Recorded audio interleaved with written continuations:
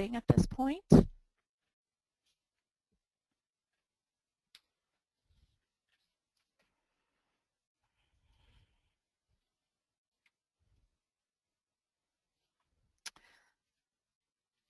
Okay, so this is our Introduction to College and Career Readiness Standards for Adult Education.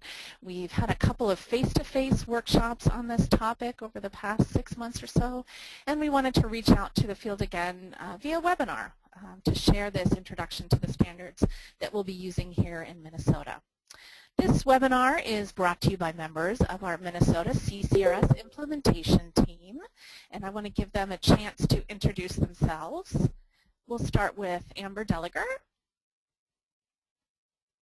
Hi, I'm Amber Deleger. I work for Metro North Adult Basic Education. I am an instructor in a correctional facility, and I'm also working with student placement and doing GED prep math. Thanks, Amber. Patsy Vinogradov. Hi, everyone. This is Patsy, and I direct Atlas, which is housed at Hamline University, and we do a lot of the professional development here for Minnesota ABE. Thanks. Christine? Hi, I'm Christine Kelly, and I work for Robbinsdale Adult Academic Program doing GED Diploma and College Prep, and I'm also one of 2 literacy coordinators with Atlas. Leah? Hi, I'm Leah Conklin-Olson, and I work at the Hub Center, and currently I teach ELL at an intermediate level. I'm also the ACES project lead with Atlas. Thanks, Leah. And I'm Astrid Leiden. I'm the ABE Professional Development Specialist at the Minnesota Department of Education. We do have a couple of other members with us today who are not presenting. Janet Sparks from the Hub Center in St. Paul and my colleague Brad Haskamp from the Department of Education are also with us today. So, our agenda for this webinar, we only have an hour today, so our goal is to give you a brief overview of the why and what of CCRS. We won't have time to go into detail, but we will be telling you about some resources and opportunities for learning more. We'll start with a brief background on the development of the CCRS. We'll go through the key shifts and standards for both English language arts literacy and mathematics, and then we'll end by sharing some of the next steps for CCRS implementation in Minnesota adult basic education. We did want to start, though, with a quick poll just to see who's with us today and learn a little bit about your experience so far with the CCRS. So please take a moment to check the box that best describes your experience so far with the CCRS.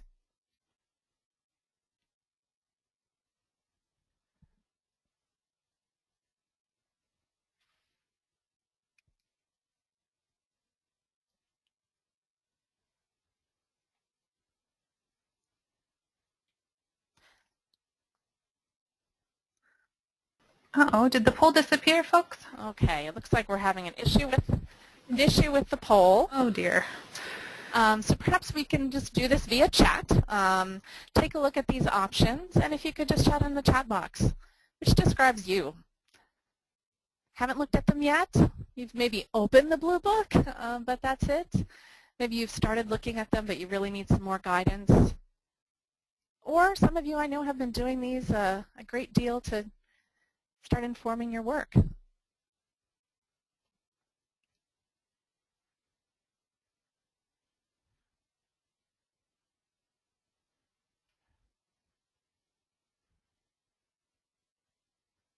Okay, I'm seeing a range of responses here, but looks like the majority of you have done a quick skim through them, flipped through them, but not it. So I'm hoping that today this will give you an opportunity to learn a little bit more about what's in there and how you might approach your next steps with implementation.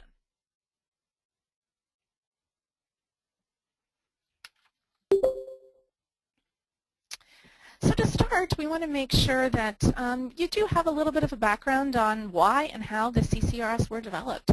They've been out now for almost 2 years. They were released in April 2013, and they are the result of an Octave project that was designed for a couple of purposes. Firstly, the effort was designed to forge a stronger link between adult education, post-secondary, and the world of work, and provide our students with the opportunity to be prepared for post-secondary training without needing remediation. So how was this process approached? The OCTAE group convened 2 review panels, and these panels included representatives from adult education, community colleges, career and technical training, and the military. There was one focused on math and one focused on English language arts and literacy. They started with the Common Core state standards as the basis of discussions, and then turned to an evidence-based process, looked at research from national surveys of employers, college faculty, the ACT National Curriculum Survey, to make decisions about what the key standards were for adult education students. They gathered feedback from colleagues around the country and also looked to the lead Common Core state standards writers. So they recognized that adult learners have limited time to devote to education, and so they needed a much more manageable set of standards. They also recognized that adults come with life experiences and in some cases some schooling, so that some of the Common Core content was unnecessary. So they used 3 guiding questions to make decisions about which standards should be included in our set of adult education standards. So first, which Common Core content in the area of ELA literacy is most relevant to preparing adult students for success in higher ed and training programs? Which content in the area of math is most relevant? And then which standards in each content area are most important for adult students? And it's important to note that these judgments were based on each standard as they are written. So they were drawing from the existing CCSS, and changes were only made when there were references to children or to K-12 or to make the standards more appropriate for adult education. And let's look how these standards are organized in a general way, and we'll look more specifically at the standards in each section a little bit later in the webinar. So the panelists bundled these standards into 5 grade level groupings that more closely reflect adult education, educational functioning levels. So you can see the letters refer to the levels in the CCRS, and you'll see that these generally correspond to our ABE educational functioning levels, with A corresponding to beginning literacy, B beginning basic, C low intermediate, D high intermediate, and E adult secondary levels. And standards were omitted primarily if they were too specific or they were redundant or found in other standards or handled at an earlier level. So the result of all this work was a set of college and career readiness standards for adult education that describe what our students should know and be able to do to be successful in college and careers. It's also really important to note what these standards are not. This is not a scope and sequence or a curriculum or directions for how to teach. They do provide really important guidance about what to teach, but teachers and programs still have a great deal of flexibility in how they deliver that content.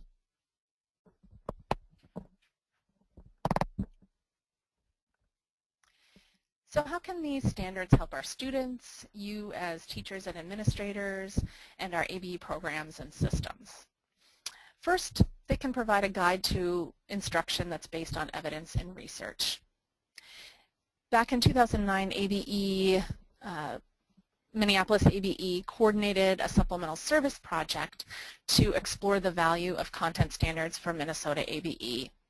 And a majority of practitioners around the state in that project expressed the desire to have more guidance about what to teach. We heard from many people that their experience and guidance consisted of being told that they were going to be teaching the GED class, or being shown a bookshelf and told that they can choose the materials that they'd like to teach. So many people were looking for more guidance, and these standards will provide that guidance. The standards will also help to close the existing gap between what we're teaching in ABE and what is needed in post-secondary and the workplace. The standards can improve our system by providing a common language that we can all use to promote alignment within our programs, between our programs. So teachers will have a better understanding of what's being taught in the levels below and above theirs. We also know that our students move around a lot, and they come and they go. So by having a logical, predictable set of skills that we're all working toward, this will provide some stability for high mobility students. And finally, the standards will professionalize the field of ABE. They'll help us articulate clearly to our partners what skills are being addressed by ABE, articulate those skills to our students as they come to us. So these standards are having a significant impact on our national adult education system. With the recent reauthorization of the Workforce Innovation and Opportunity Act, we are going to be required to align to the CCRS and state K-12 standards. So by July 2017, the expectation is that all local ABE programs will have fully implemented the WIOA requirements, including alignment with the CCRS. So from our office, we'll be expecting programs to demonstrate full alignment to the CCRS in sections 3 and 4 of the narrative, which are the professional development and instructional program design sections of the narrative, for those programs submitting in June 2017. And then starting with this year's narrative, we're looking for programs to demonstrate some progress towards alignment with the standards. People may be asking, well, what about the assessments? In order to have a fully aligned system, you need standards that align with assessments. So the national reporting system levels are being currently aligned to the CCRS. There are draft level descriptors in a comment period now. And future approved NRS assessments will be aligned to the CCRS. They're being developed now and will be available starting in 2017. Okay, thanks, Astrid. This is Patsy, and I wanted to talk a little bit about how this aligns, how the CCRS aligns to some of the work that you're perhaps more familiar with that's on the right side of the screen. So first of all, the GED, as many of you are active GED teachers or work in programs where the GED is offered, one thing that is reassuring is that the GED assessment targets are aligned to the Common Core, and CCRS on the left hand of your screen are drawn directly from Common Core. So there's a great deal of alignment persistent in the CCRS and the GED 2014. These other things that you see on the screen are also work very well and really complement the CCRS. So for example, STAR, many of you no doubt have been through STAR training in Minnesota. It's been around for several years. The work that happens in STAR is reading reform. Really it dovetails much of what's already in the CCRS, particularly, of course, in the English Language Arts Standards and in the subsection of the Reading Foundations. So, for example, the Reading Foundation Standards have lay out what students need to be able to do as far as alphabetics and fluency, and then in the Reading Standards, you'll find lots of information and ways to work towards academic vocabulary and higher reading comprehension. So those are things that align very well with the work we do in professional development around reading with STAR and evidence-based reading instruction that are found in the CCRS. As far as the Minnesota Numeracy Initiative, many of you are no doubt familiar with M&I. We've worked to put M&I into or to put CCRS into the cohort for M&I this year. And also we had the Math Institute last year where we worked to have some introduction to the math practices and some of the math standards for the people attending that event as well. So in particular, the math practices that are found in the College and Career Readiness Standards that Amber will be talking about later fit very well into much of the components of M&I. So with the Workforce Innovation and Opportunity Act, as Astrid mentioned, this is now part of the landscape at the federal level for adult education. So this adds lots of kind of backbone to why we need to be implementing these standards and why adult educators should be getting to know them. The adult diploma, many of you are no doubt working in programs that are piloting adult diploma this year. It's a competency-based way to get a high school diploma, and many of the sections of that adult diploma are actually using the CCRS as measures of competency. So I'm not going to go in too far into that now, but just rest assured that CCRS is a big part of that adult diploma work. And then finally, on your screen, you also see the Transitions Integration Framework, which is, of course, the backbone to the ACEs, or the Academic, Career, and Employability Skills work that we do. And I'm actually going to take a little bit more time to talk about that. So as you know, the Transitions Integration Framework has 8 categories, 2 of which, let me go to the next screen here, fit just beautifully with the CCRS, academic language and skills, and numeracy. So there are 8 categories in the TIF. 2 of them are really well taken care of in CCRS. So we're actually working to either remove those 2 categories from the TIF or revamp or revise to somehow better align with what's already happening in CCRS. What we do know is that our students need all of this. They all need to be good communicators, to have effective learning strategies, to be critical thinkers, to be able to manage themselves and develop a future pathway and navigate all of the complex systems that they have to navigate to get to whatever they're doing next. And the TIF works to define those really hard to define skills. So we see the TIF and CCRS is really working very well together. So at this point, I just want to give you a very brief overview of what's in the CCRS. So for those people who maybe have the book or have downloaded it or flipped through it online, there's a lot there. So I want to just give you a kind of a sense of what all you'll find in there. It's divided into kind of 4 main sections. And if you have it with you, you can look through, or the link is at the bottom here. We're not going to dwell here, but I just want to give you just a little bit of background information so that as we move into the 2 kind of content areas, you have a sense of how they're organized.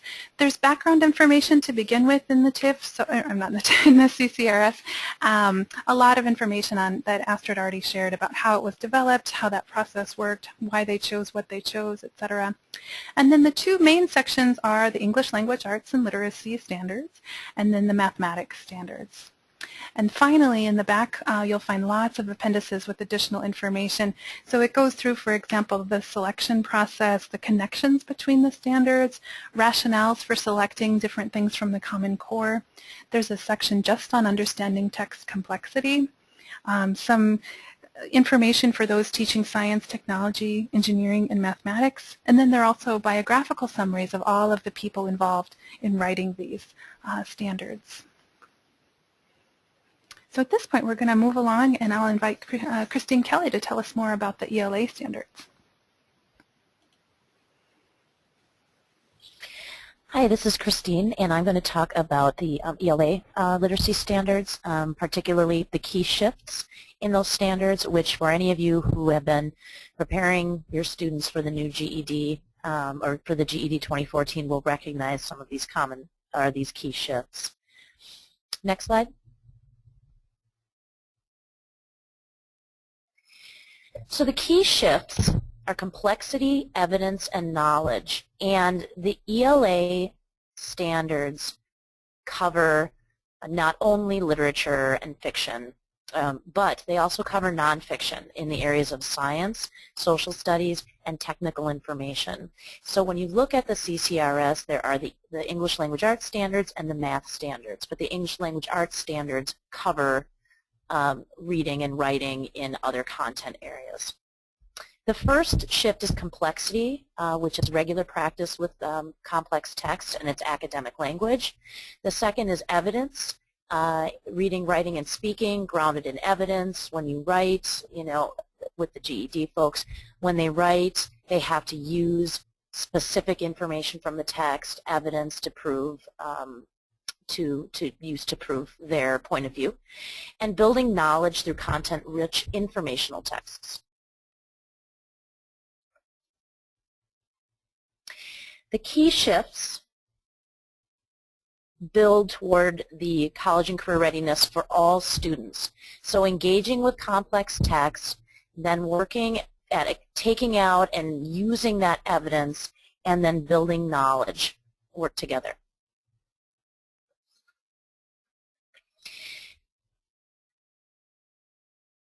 I think we missed shift 1. There we go. Thank you. So to look at these a little more closely, the first shift in the English Language Arts Literacy is regular practice with complex text. one of the big reasons is that ability to read complex texts is a great predictor of success in college. And something that was shocking to me when I just found it out was that there can be a large gap up to 4 grade levels between high school text and college text. And it's not a big surprise to us that so many students are reading at too low of a level. And I've just read some interesting research right now that talks about how high school teachers can often teach around the text. So it is really integral that we teach our students to read the complex text, including how to understand the different grammatical structures within that complex text. Next shift. Shift 2 is reading, writing, and speaking grounded in evidence from the text. This is directly connected to the college and workplace writing, as both require evidence. A second reason for this shift is that the ability to cite evidence differentiates strong from weak students, and this is according to national assessments. And finally, being able to locate and deploy or use evidence are hallmarks of strong readers and writers. The third shift is building knowledge through content-rich nonfiction.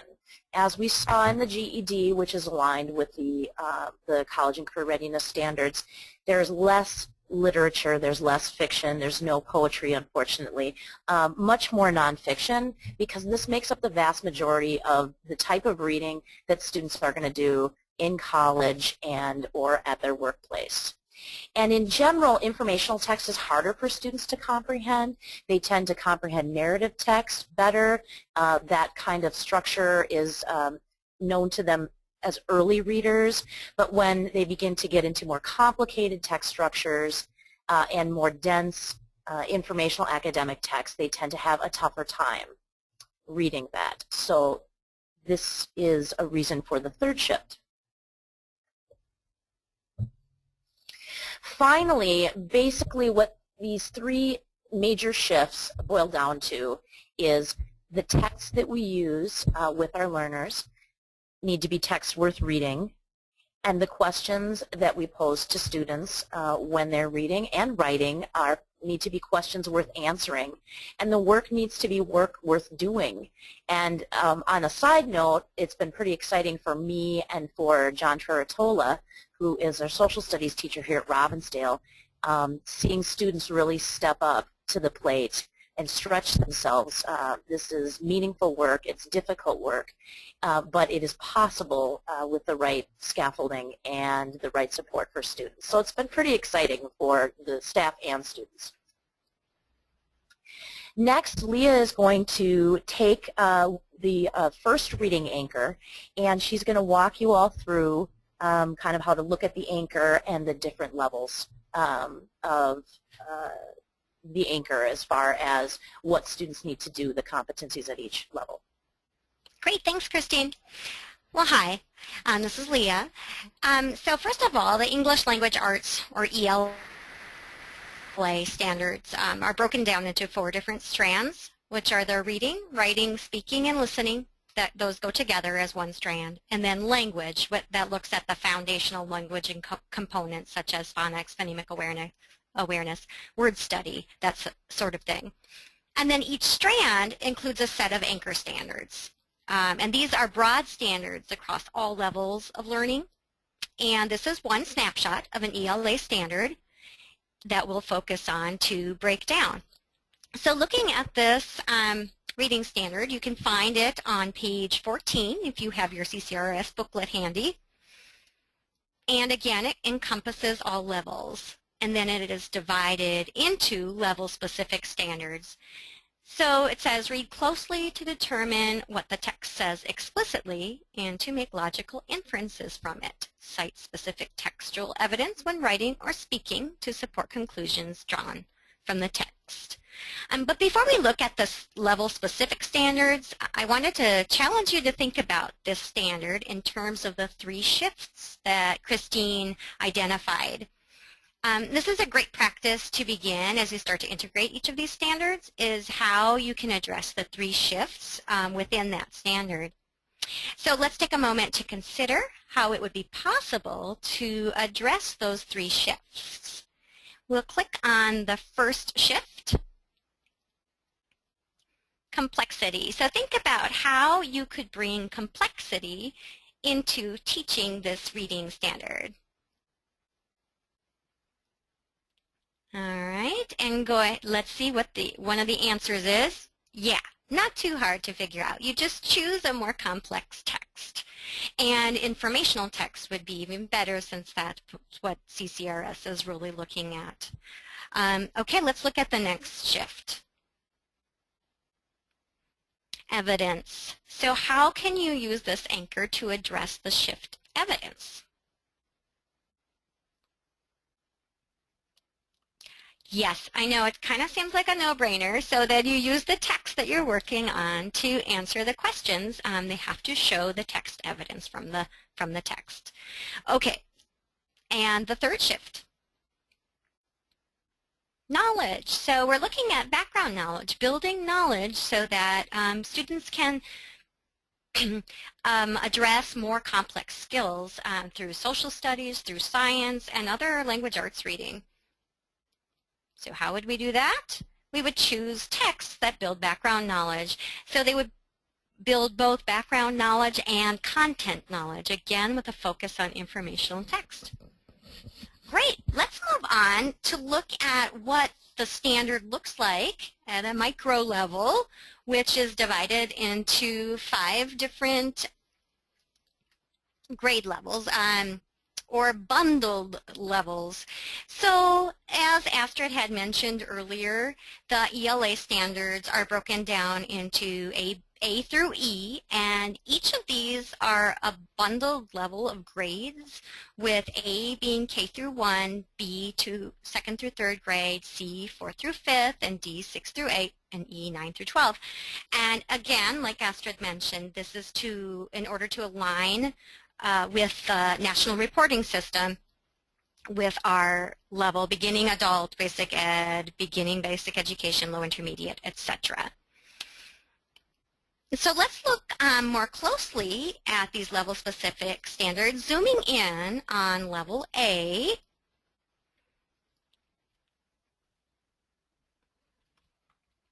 We can see that the standard is, very much simplified from the anchor. Instead of looking at inferences, for example, and citing text evidence, we're really just looking at explicit asking and answering explicit information from the text.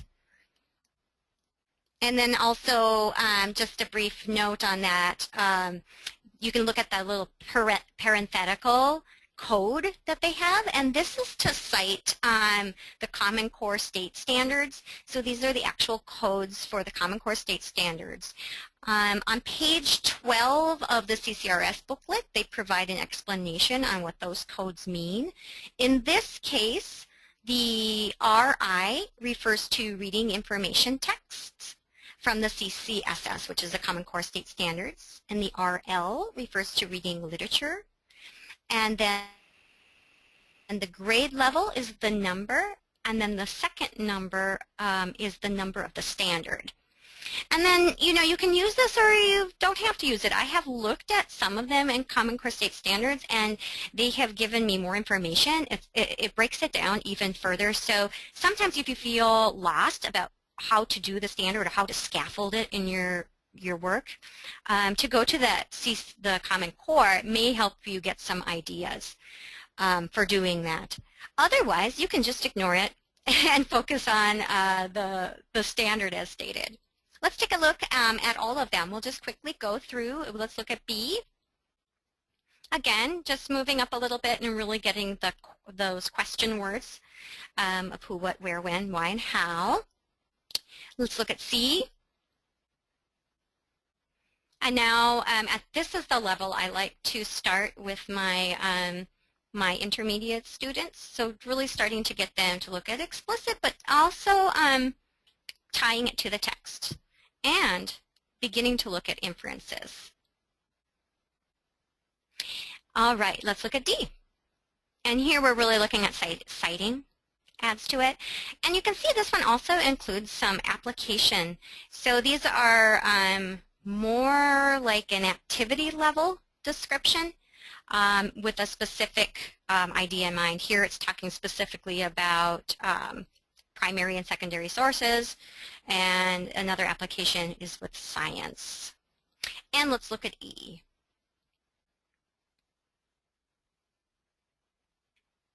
And again, just bringing it up to a higher level.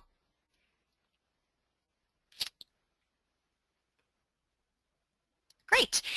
So if you want more practice, I mean, that's really all we're going to do here today with the ELA standards, is just to give you a hint on how to use these, and you can look through some of the other standards that are available for ELA. Also, we have a worksheet for you, a little handout called Name That Standards, that is found in the materials section. And you can print that out for yourself and match the nickname to the actual standard. That'll give you kind of a easy way to look at all the different standards for the ELA area. At this time, we will hand it over to Amber, and we'll transition to math, which I know you've all been waiting for, especially Amber. Well, math is my favorite, Leah. Mm-hmm. So we're going to talk about math a little bit here today. Now, I want you to keep in mind that the math and the ELA standards are set up differently. So we're going to explore how they're going to look different when you're looking at math rather than looking at the ELA. But first, we're going to talk about the three major shifts. So we have three key shifts that happened when they wanted to look at what we were going to do in these math standards.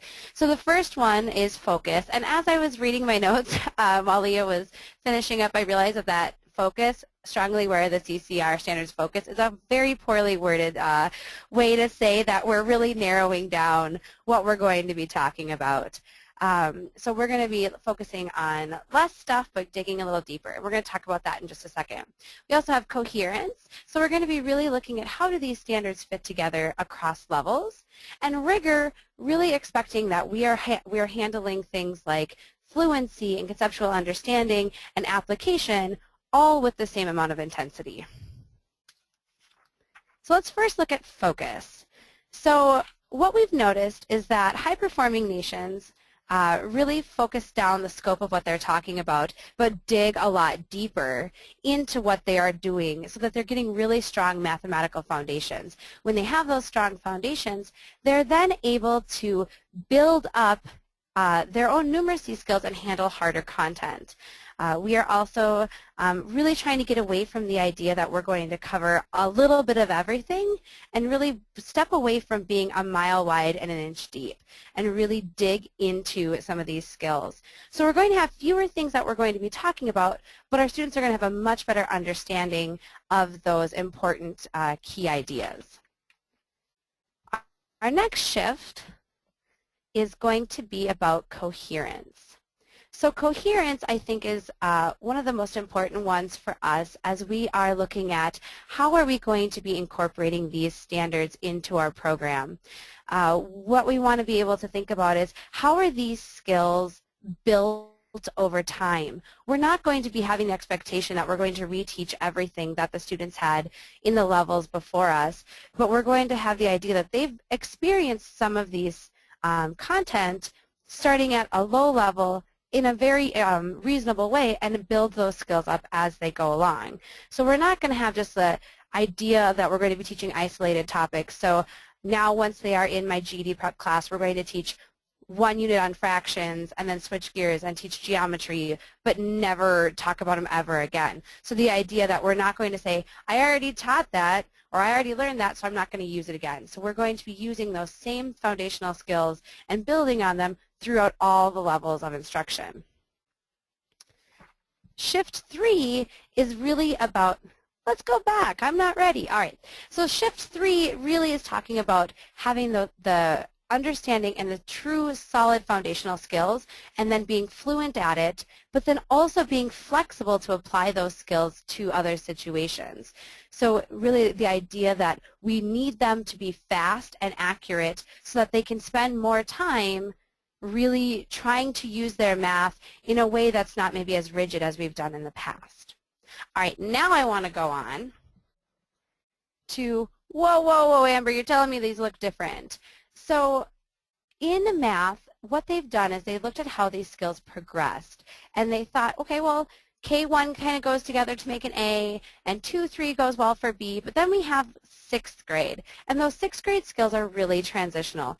And so what they did is they looked at some of those skills and they brought them down to level C, and they took some of those skills and brought them up to level D.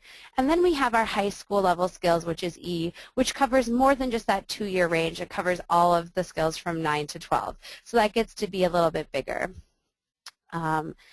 They're also, for A through D, they're done by domains. So we're going to talk about that in a second. And E is more ideas about conceptual categories, and then they break them down even more. All right, so we're going to take a second. Mine isn't going to be as flashy as Leah's, but it'll still be good. We're going to really look at what one of these standards is going to look at. So if you happen to be following along, if you have one of those beautiful blue CCRS booklets in front of you, this standard comes on page 55. This is a level B skill. So we're going to kind of just walk through it together. So we already know that we're in level B, and that level B covers grades 2 and 3. Within a level, the standards are broken down into domains. So in this one, we're looking at the domain, so level B, let's look at level B for just a second. Level B is broken down into the domains number and operations, base 10, number and operations fractions, operations and algebraic thinking, geometry, and measurement and data. We can look at the blue box on the top of this standard, and it tells us that we are in the domain of number and operations fractions. So some of you might be like, whoa, fractions? 2nd and 3rd grade level skills? Well, remember we have the idea of cohesion. So we're going to start the idea of fractions early, and we're going to build on it. But I do want to draw your attention to that number 14 next to the word fractions. Throughout the book, there's going to be lots of great footnotes that are going to give you an idea of what you're trying to do. So I'm not going to be teaching all of fractions at the 2nd grade level, but what we're really just going to be focusing on is that in this level, for this standard, the expectation is that students are only working with fractions with the denominators of 2, 3, 4, 6, and 8. So we're starting to work with those fractional concepts, but with fractions that are more accessible at this level. So we've talked about the domain that we're working on. The next part that says develop understanding of fractions as numbers helps us provide a foundation of the overarching goal for that whole domain. So it says that developing understanding of fractions as numbers. What this is going to be doing is it's going to be helping us figure out what are the look-fors for ways to demonstrate understanding of this standard. So we know our overarching goal is going to be to develop the understanding of fractions as numbers. We have our little descriptor there. Then we have the actual standards that are listed there that Leah kind of talked about, like we've got some words, and then we've got parentheses, and we've got some numbers and some letters put together. So what this is doing is it is actually helping us break it down. So I see it here, it says, understanding a fraction 1 over b as the quantity formed by one part when a whole is partitioned into b equal parts. So what this is telling us is that they've identified this with the code 3NF1. That 3 is telling me that this is a 3rd grade level skill, so that helps me identify, oh, this is B level. The next code then tells me what domain I'm in, which is our number and operations fractions. And that last number just tells me that this is the first standard in this skill. Now, I would definitely recommend that you look at these, because one of the things we're most worried about is, how do I find resources? How do I know what this looks like? Or how do I know how to teach this? What's really great is, because we are using that same coding that's used in the Common Core standards, we can put this into any search engine and search for lesson plans with this coding, and you would be amazed at all the great stuff that's going to come up. So it's also nice for us as we get started to be able to see examples from K-12 and be able to identify what great materials we already have, or to be able to supplement things we might already need. So underneath that, we also have a code that comes down a little bit farther that says 3NF2A. That just means it's a sub-skill. So what's really nice is that just helps us get a better idea of what this is going to look like in multiple levels of that standard. So moving on, I've been saying a lot of words. We talked about shifts, we talked about practices, we're going to be talking about practices, we talked about standards. There's all these new words, and I want you to just understand that all of these pieces are going to fit together really well to create meaningful numeracy experiences for our students. So let's just take a second and review what we know and figure out where we're going from here. So let's look at those terms. So remember that shifts, those are just how we're moving forward. So we're focusing on those knowledge and the skills that we want our students to be really comfortable with. We're going to really focus on focus, so narrowing down what we're doing. Coherence, how does this fit? So I can trust that the teacher before me taught them some skills, and that I know that the teacher who gets them after me will know that I taught them some important skills. And that rigor, so we're going to raise our expectations and give them opportunities to really apply these skills in an important way. We know that the standards are really our way of how they're going to be able to understand content and what procedural fluency we want them to have. The last thing we're going to talk about today are mathematical practices. Now, what these really are thinking of the same thing as habits of mind. So how we want our students to be thinking about math and how we want them to be approaching problems. So this is really where we're going to be focusing on developing numeracy skills. So not just that they're able to plug and chug numbers and get an answer, but how they're able to think mathematically. So let's look a little deeper at those practices. All right, so the mathematical practices are looking at a deeper understanding of the things that they're talking about and really being comfortable with that math knowledge and extending that to new situations. So giving them the tools that they are able to at least try something with something they might not have seen before, because they've been exposed to some really great skills and developed their own toolkits to approach problems. And really we want to be getting them away from the idea of, well, teacher, just tell me how to answer this question or just give me the formula, to I'm learning how to learn this information and I think I actually know something that might work, and being brave enough to give it a try. So the practices are broken up. There's 8 different practices we're going to look at today. And what I really like is that the practices are the same for every level. So it's not that level A gets different practices than level E, but they're going to look different how students demonstrate them depending on what level they're at. And what's really great is that if you look up some of these resources, these are the same practices that are used in the Common Core standards, so there's a lot of really great visuals out there that you can find to go with these. Now, mathematical practices are my absolute favorite part of the entire standards. I think that these are a great thing to start with. If you're nervous about, I'm not sure where to start, pick up these and think about, what would this look like in your classroom? So let's just walk through some of these a little bit. Mathematical practice number 1 is really about how are they going to create a plan and figure out what relationships there are between pieces of information, and then understand how is somebody else doing something differently than I am, but we're still able to get the same answer. This is the one that I talk about the most in my class. The idea that we need to persevere. If something doesn't work the first time, you can't just quit. You have to try something else, because our students are very afraid of that. They're afraid of if they failed once, they're not going to pick it up and try again. This is the idea that you're going to fail sometimes. That's awesome, but what else are we going to try? So how are we going to keep moving forward? Mathematical practice number 2 is that they're able to figure out different representations of the problems, the units that they're going to see, and make sure they're using appropriate properties when they're calculating.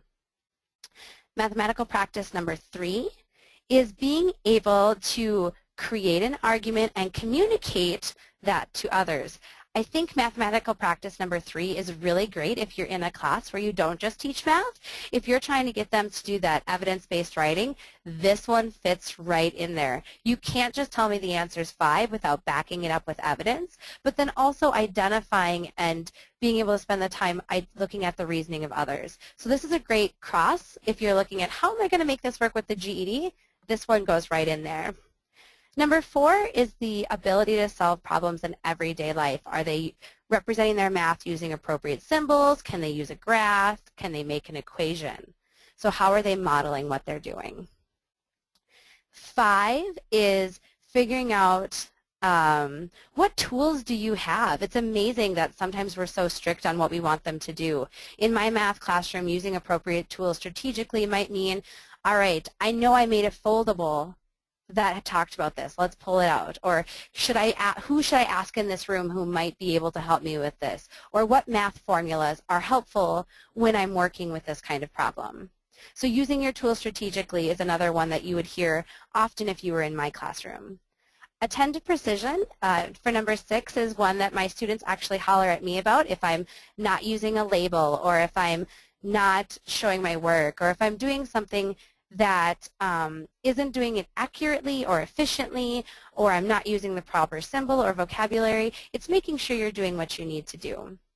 Number 7 is using that structure. So seeing something complicated and looking at it as maybe there's multiple pieces that go into this, or is there a pattern? So have I done something like this before, or is there a pattern within this math that I can use to help me figure these out?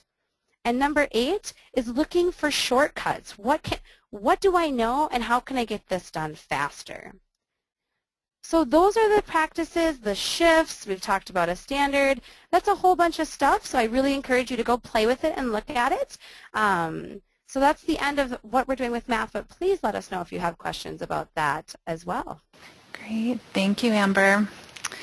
So this is Patsy again, and I wanted to give you kind of a place to go next, a place where we're going to be housing a lot of information and resources for Minnesota ABE practitioners around the CCRS, and it's on the Atlas webpage, and it's linked here at the bottom. So this is our content standards page, and when you go to the Atlas website, if you just do atlasabe.org, as many of you already have done before, you can just go to professional and choose content standards, and what you'll see here is a link to the CCRS, a link to the TIF, a link to more information about ACEs, as well as the TIF at a glance, which is the shorter version of the TIF without all of the activities, and then also a link to the North Star Digital Literacy Standards. So this is the place where we will all be putting information and resources and announcements about what's happening around content standards implementation throughout the state.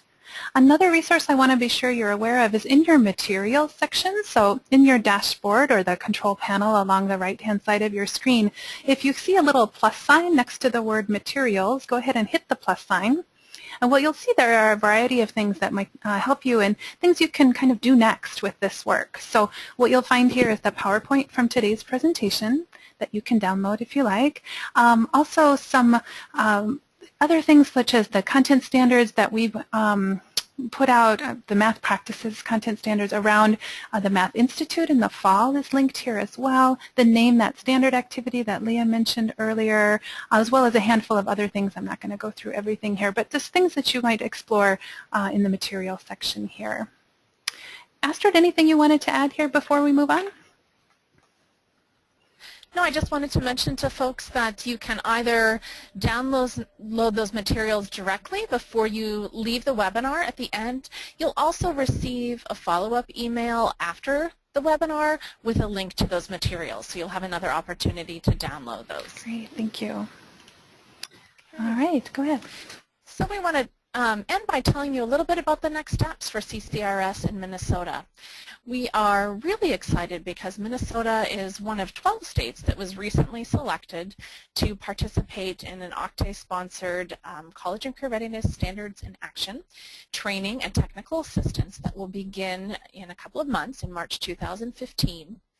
We will be sending our members of our implementation team to 2 national trainings and receiving some guidance on how to align curriculum and instruction to CCRS, more guidance on aligning student assignments, and conducting focused classroom observations. And we'll be bringing those back and using that information to develop training and technical assistance for Minnesota ABE practitioners. So more training is coming.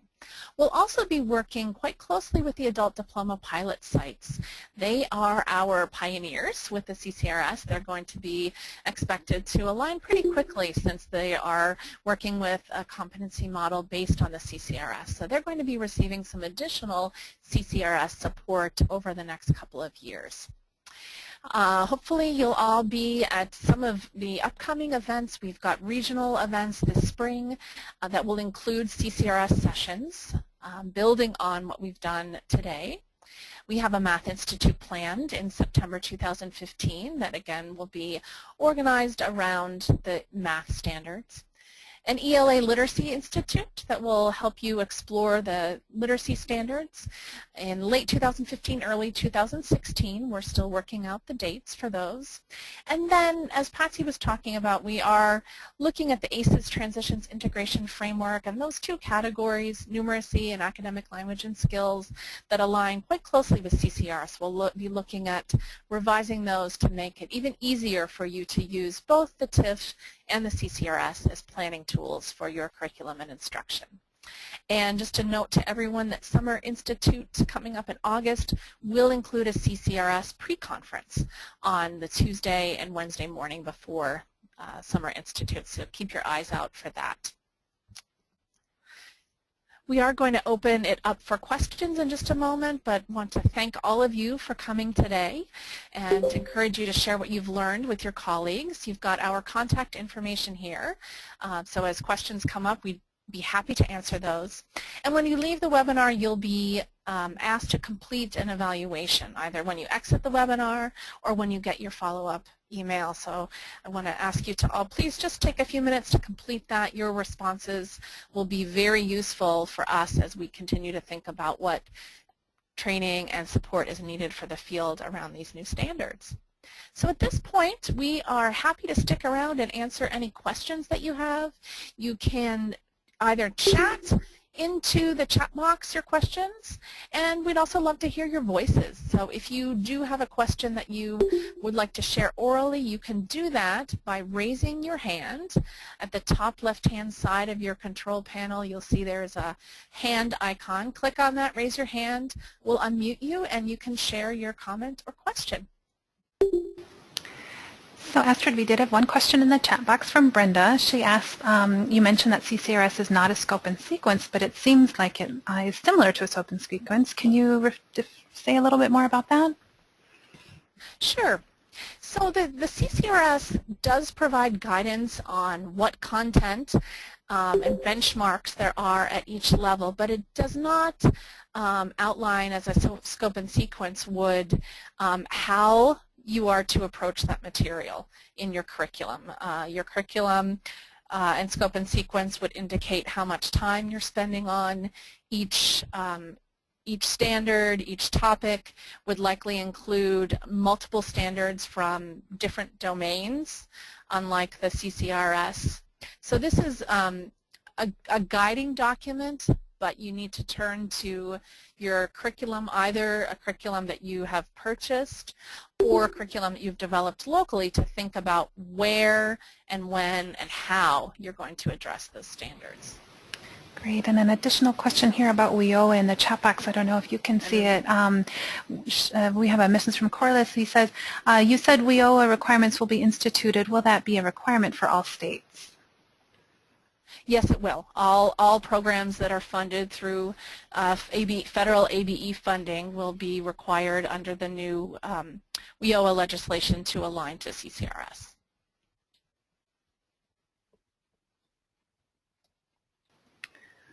I'm not seeing any other hands raised unless I've missed some. Questions, comments? Brenda also asks, are there any curriculums that align with CCRS in the upcoming NRS changes? And then a follow-up question also about community-based organizations and WIOA requirements. So I'll tackle the second one first. Community-based organizations, if you are a community-based organization that receives federal funding, yes, you would need to align. If you do not receive federal funding and are not required to follow the NRS, then no, it would not include you. In terms of curriculum, and I'll let my colleagues who are currently teaching chime in on this, as far as I know, most of the recent curriculum that is out there is aligned to the Common Core standards. There's a great deal available that's aligned to the Common Core. We also have curriculum that's coming out that's aligned to the new GED, which is aligned to the Common Core and CCRS. And as far as I know, I haven't seen any curriculum out yet that is specifically aligned to the CCRS for adult education. But I will ask my colleagues Astrid, who I'd are love to teaching. jump in there. Yes. So I have been speaking to some people at the different publishing companies, and a lot of them have already put out alignment guides. So like how their books that they already have, what lessons align to some of the standards. So I do know that those documents are available from the different publishers and that they are working towards showing the alignment better. It might not be in every text, but they're working on having a document available that shows how they are aligned. But I know that that is in the works for many of the publishers a lot of us use. I would also just add, as far as ESL curriculum, I know a lot of publishers are working on that. And as soon as I think many will probably wait a little bit longer until the NRS assessments are clear and then be working in correlation with both the new NRS assessments expected in 2017 as well as CCRS in order to not redo things. So I think we're in kind of a funny in-between time, but I would predict within the next year or two we're going to see a lot of new materials on the market that are very closely aligned to this work. Yes, I would concur. I think right now we're in a bit of a limbo period as the NRS and our assessments catch up to the standards. So I think a lot more will be coming. But in the meantime, I think the charts that Amber mentioned will be very helpful, as will all of the materials that have been developed to align to the Common Core. Any other thoughts about materials? I don't see any other hands up or any other questions in the chat box. I see another question from... Oh, I do see one. I'm sorry. Corliss. Are your programs including tutor training, or are those teachers in federally funded programs? Do you have specific tutor training process for volunteer tutors? That's a great question. Esther, do you want to tackle that? Yeah, so we do have our state volunteer training organization, the Minnesota Literacy Council, is part of our CCRS Implementation Team. So we're working closely with them to consider how the tutor training, pre-service and in-service training delivered to volunteers in Minnesota will help support their implementation of the CCRS. And then Brenda has a question. Do any programs ever collaborate to create curriculum? I don't know if any of our presenters want to speak up about that. I know, for example, there's a GED math curriculum that was recently released from the Minnesota Literacy Council that's now posted. Others want to chime in about that question?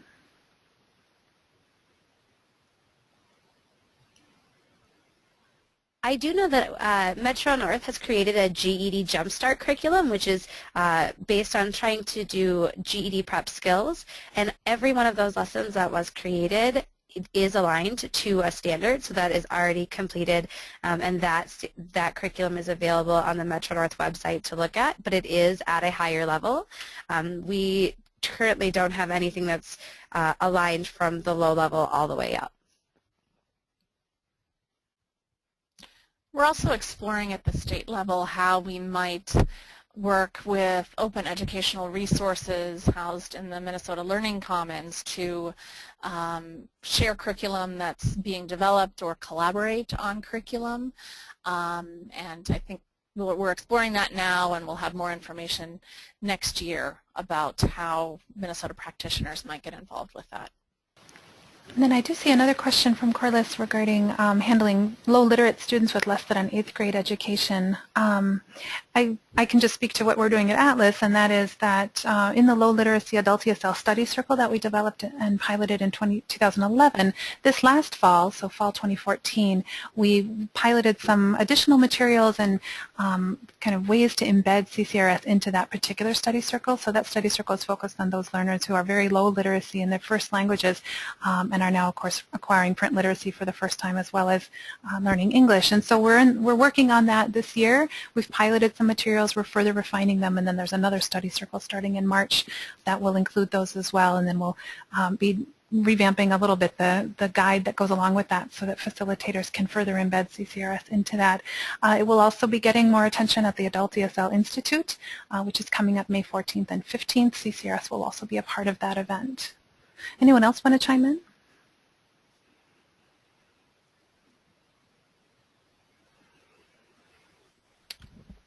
Well, okay. And then we also have another question that perhaps Christine and Patsy want to tackle from Bev. I can understand why reading foundation standards for phonics, etc., are only lower levels, ABC, but why does fluency stop at level C? I'm going to let Christine talk about that. Christine, what do you think?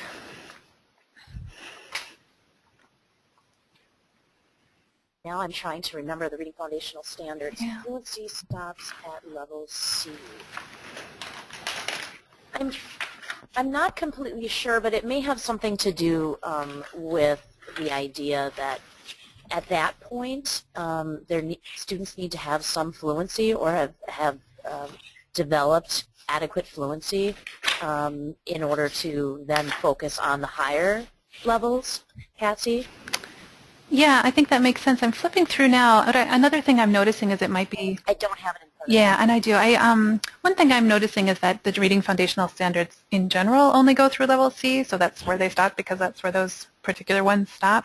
I think they're talking about some pretty beginning level fluency at that point. And I would look back to the actual reading standards, which are in a different section of the CCRS, to look for other supports for that. It's a great question, and one I think Christine and I should keep talking about. And if something as we're going through with our trainings, we've been doing quite a bit of training around this ourselves, a question worth bringing up to other states and to other experts who've been doing it more than we have. And even bringing this up, you know, we've been looking very closely at the reading foundational standards as we look at how STAR supports the CCRS and vice versa. And so I think that's going to become clearer to us because the fluency is definitely a piece of STAR as well. Mm-hmm. And so I think that as we work more with MARN, it's going to become clearer. Yeah, I agree. There's another question about where the math curriculum is available. The one I'm referring to is GED math curriculum on the Minnesota Literacy Council website, and it's mnliteracy.org. And then go to educators, and I believe there's a link for curriculum there. The Jumpstart curriculum, Amber, can you tell us where one might find that?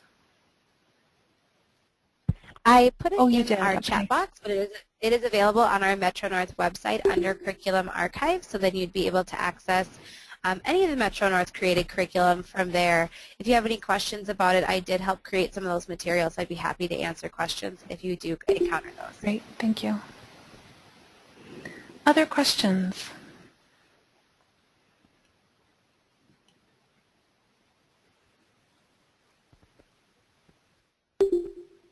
I'm just seeing a question from Corliss Webb. Is the program only for ESL not native speakers? I'm not totally sure what you're referring to. Can you tell us more? At this point, there aren't that many people. If you'd like to unmute yourself and or I'll unmute. Oh, sorry. Thank you, Astrid. I'm going to go ahead and stop recording, I think, at this point. Is that all right with everybody? Yes. And we're not going anywhere. I'm Yes. just going to stop recording.